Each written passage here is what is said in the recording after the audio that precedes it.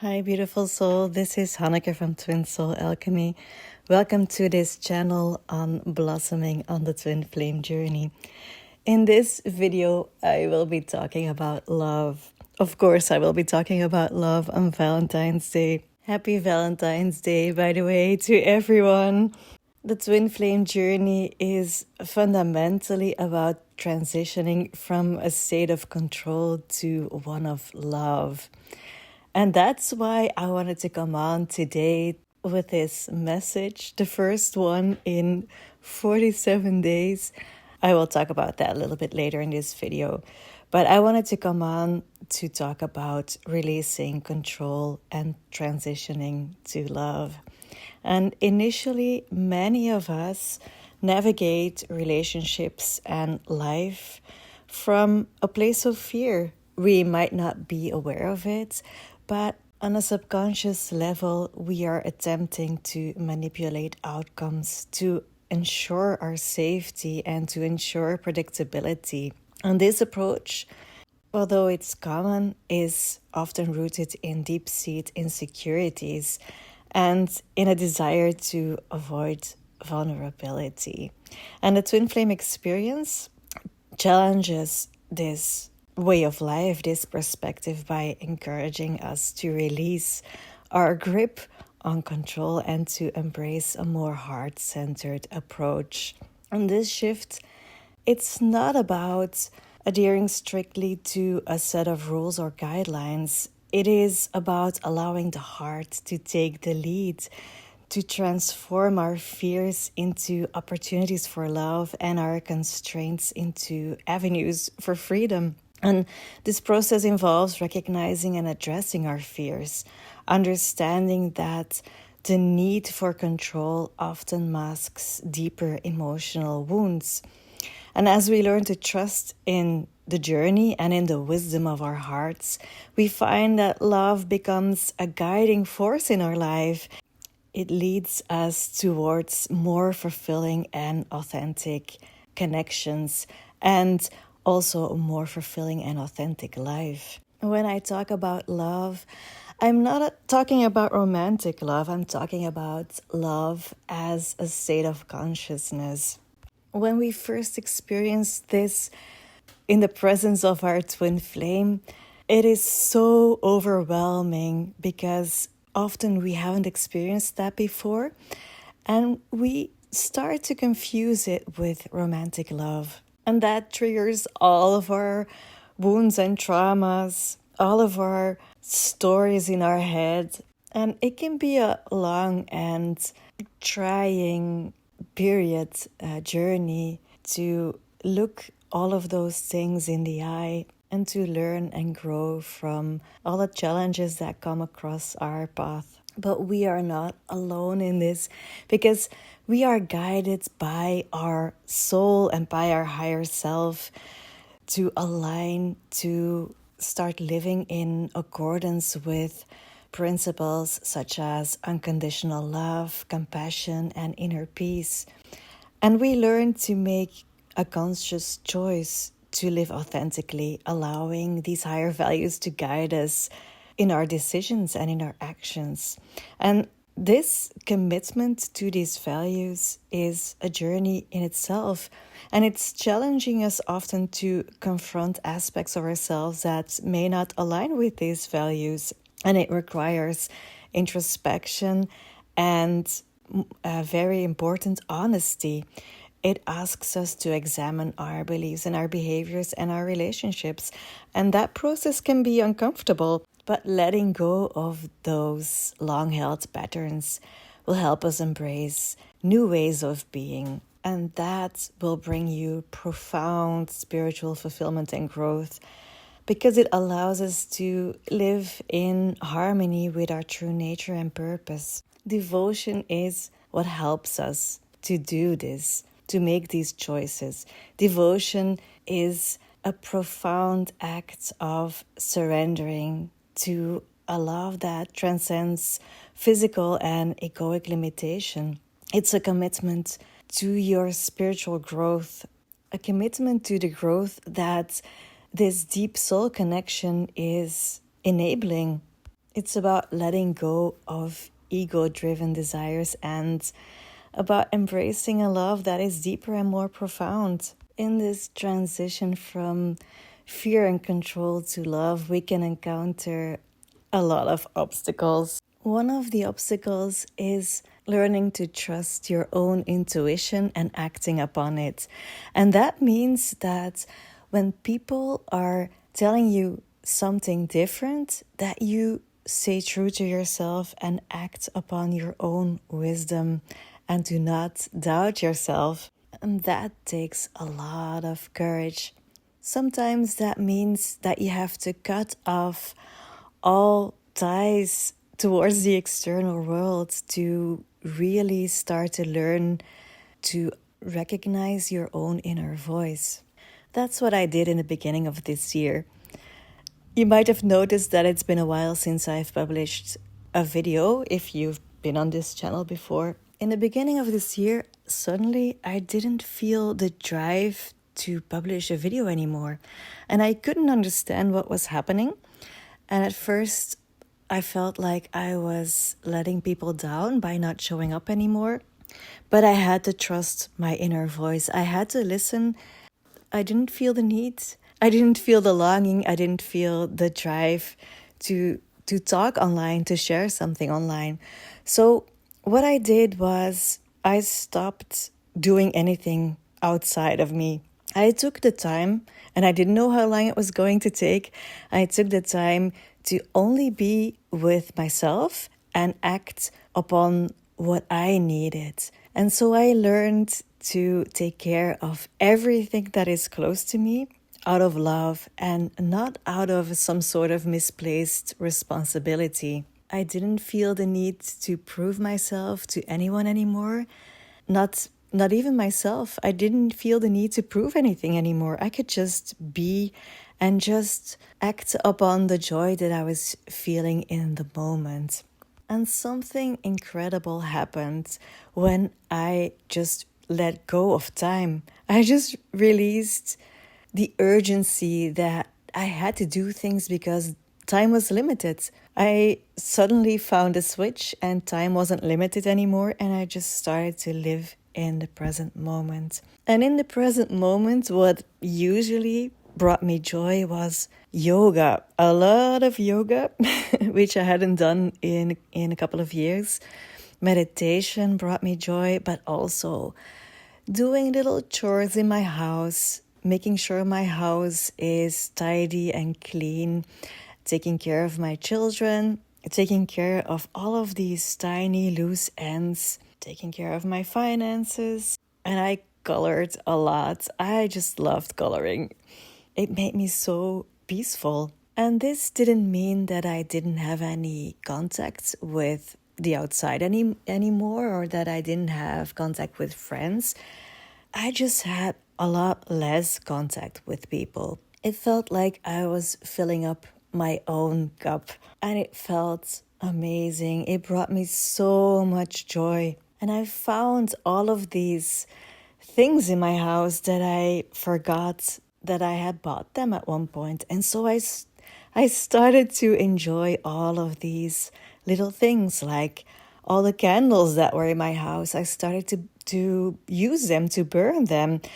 I had a lot of incense, started doing that. I had a lot of food that I forgot I had, and I started baking. I baked so many cheesecakes, apple cakes, and also, of course, healthy food. But I enjoyed all of these little things, physical things, and I loved it. It was such a long time that I was in this spiritual dimension, in the energy, and that's also beautiful. But I couldn't enjoy the physical anymore. And so that's how I started my year. I opened myself up again for the physical. And it felt like I was grounding completely for the first time in 5 years. And I feel so grateful for the spiritual journey that I've been on. But I'm also grateful for my soft landing. And I'm sharing this with you because, of course, it had an effect on my connection And it was even caused by my connection. Our twin flame is our mirror and our teacher. And I came to a point at the end of last year that I truly had to release control, because nothing that I was doing, that I was acting upon, that I was subconsciously trying to control was working anymore. So I had to take a step back and let my counterparts take the lead. And that was so hard for me. You cannot imagine the ways that my ego was trying to manipulate me, myself, not him. I was trying to manipulate myself into doing things out of fear, with fear. My ego was telling me these horrible stories about him, about myself. And I get it. I get where that's coming from. It's from a protection that I learned a long time ago. So I feel no judgment towards my ego or the ego of other people. I actually love my ego, and yet it had to learn its place in my life, and that was what was happening. So every time that happened, I would just sit there and say, nothing that I am able to do will change this. Nothing will change this. So I'm not going to act upon it. I'm not going to do anything. And so I would just sit and wait it out. Just waited until the energy just left me. And every time that happened, my faith grew. My faith in life, my faith in myself. And I saw that everything comes and goes. It's like ebb and flow all the time. Energy is ebb and flow. And it offered me a deeper access of receptivity of life. And that is such a great gift. It is a deep embodiment of the feminine energy of receptivity. It is accepting everything in life as it comes, without judgment, without fighting it, just accepting it for the gift that it is. And so as I took a step back and stepped deeper into receptivity, that opened a lot of energy for my own life. And I refocused completely on myself, not from ego. That's a different energy. When your ego is trying to tell you, you have to focus on you and you have to do this and this and this for yourself so you can prove that you're focused on yourself. I think you know what I'm talking about. This was different. This was, wow, I can let go of energy, I can let go of thoughts, I can let go of emotions. And that was just so liberating. And when that happened, I just picked up the pace of my life from where I left it. And it was a slow, steady pace. I had never experienced that in my life. I'm very temperamental and I loved doing things and creating things, and I'm a fiery person, you know. And my counterpart, he is slow and steady. That's what he told me. That's what he tells me often. His pace is slow and steady. And suddenly I found myself in this space and it felt amazing. And I can see now how balanced that makes me. This beautiful receptivity of the feminine energy is being balanced by the slow and steady pace of my masculine, my matured masculine, who is acting for me, for my life, out of love and not out of, I have to do this because this is expected of me. No, it's because it brings me joy. This new, slow and steady focus on myself and my life, it created a space for my counterpart to take steps towards me. And it's very beautiful to see that the last months, most of our time that we spent together was initiated by him. As I released my control, my grip on life, and became more open, more receptive to what life has to offer to me instead of wanting to grasp it, wanting to create it from ego. The more that I did that, the more that I could see that he was opening up to me, to the connection. And I have to admit this, I'm still kind of scared to share this here online with you all, because I know that he might be listening. So if you're listening, well, then you know that's me. It's my current perspective. Now you know. I feel so grateful for all the opportunities to learn and grow that were offered to me through this beautiful connection. And to finish my personal sharing, after a couple of weeks, I felt the desire again to share things, and I started writing articles again. And I felt a desire to make money, to go do a job, to take care of myself in that way, to take my responsibility so that I can buy things that make my life more easy, and to buy things that I can enjoy, physical things as well. And I felt the drive again and the desire again to share online, to share my perspective, my experiences, so that someone can benefit from it, someone who is reading it, someone who is listening to it. Maybe you're the one who needed to hear this today. Maybe you can relate to what I've experienced the last couple of months.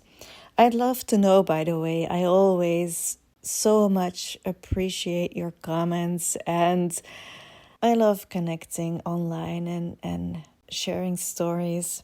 And to get back to our theme of love, our theme of this video, I'd like to add that part of learning to trust your own intuition and to act upon it, which is an act of love, by the way. Acting upon your intuition is an act of love. Part of it means that you're going to defy society's standards on relationships. And you're going to defy society's standards on self-respect. What I learned is that a lot of people will tell you that when your connection feels toxic, that you have to walk away from it. Because if you don't, and it's a toxic relationship, it's making you feel bad, and if you're not walking away from it, if you're condoning behavior that is hurting you in that moment, then you don't have self-respect. That's the message that society is telling us, and that a lot of people are telling you when you talk about being hurt within a connection. And yes, sometimes it is a good step out of victimhood to walk away. It's a way to show yourself self-respect, to get out of a situation where you're being abused or you feel abused. What I have learned recently through my connection is that there is another way to respect yourself, to get out of victimhood, and that is through compassion, deep compassion for yourself and for the other person. It's not about making excuses.